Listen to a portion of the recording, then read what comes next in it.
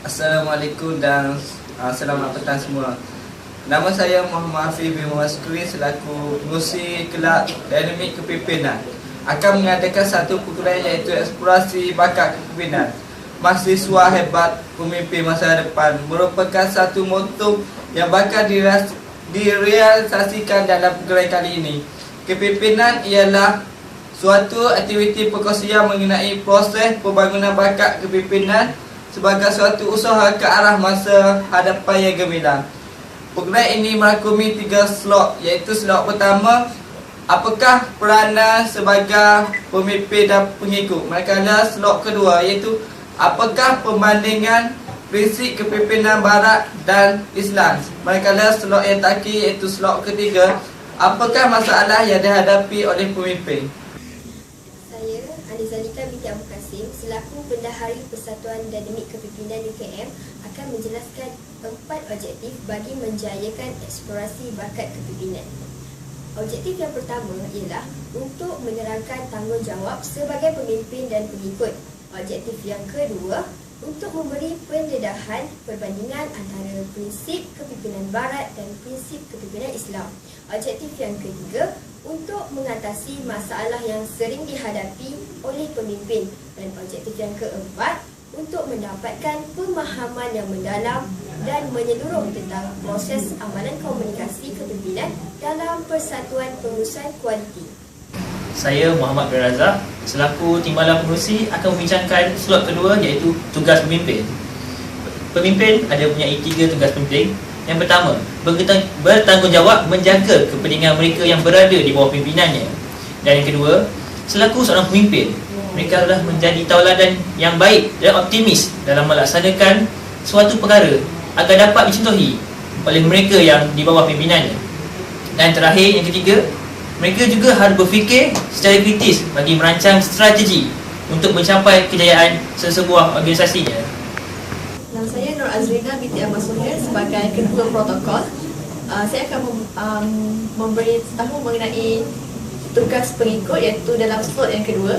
Baiklah, pengikut haruslah memberi sokongan kepada pemimpin mereka di mana mereka haruslah menunjukkan taat setia mereka kepada pemimpin dalam sesebuah organisasi.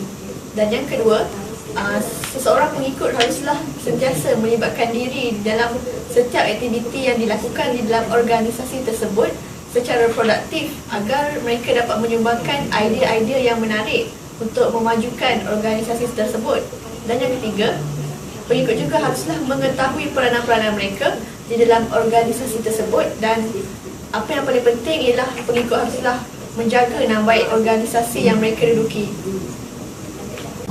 Selamat sejahtera, nama saya Salvi Surya Sibaraja sebagai Ketua Pemasaran. Dan saya Nur Sahidah binti Makroni sebagai Ketua Program.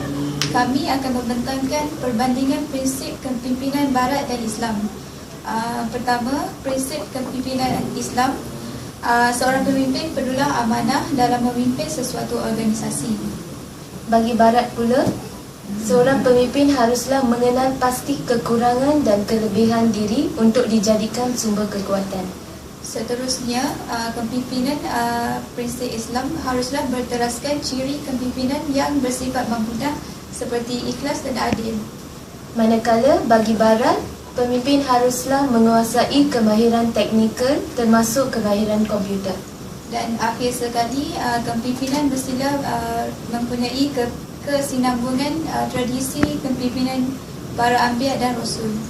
Manakala untuk Barat haruslah mementingkan kejayaan dan kemajuan untuk dijadikan sumber kekuatan bagi mendapatkan kepercayaan untuk mengekalkan kedudukan. Assalamualaikum, nama saya Nurul Akilah binti Ramlan. Saya selaku Ketua Jamuan Persatuan Kepimpinan Dinamik UKM akan membentangkan tentang masalah yang dihadapi oleh pemimpin di dalam slot 3 di program ini.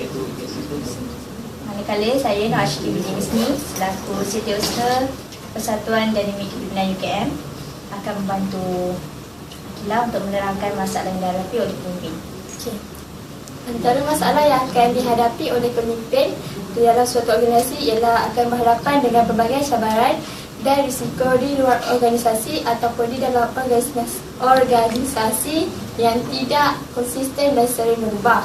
Selain itu, pemimpin juga akan menghadapi saingan yang hebat sehingga memerlukan mereka untuk sentiasa memikirkan strategi dan idea yang kreatif dan inovatif yang baru untuk memperolehi kejayaan yang konsisten. Okey, seterusnya manakala yang ketiga, pimpinan di bawahnya tidak proaktif dan tidak mahu menyumbangkan idea untuk memajukan organisasi. Manakala yang keempat, pekerja bawahan malas dan tidak mempunyai motivasi yang tinggi dalam melaksanakan sesuatu perkara. Dan yang terakhir ialah cabaran dari segi kekurangan sokongan, pekerja kurang ilmu pengetahuan dan tidak mempunyai semangat pasukan.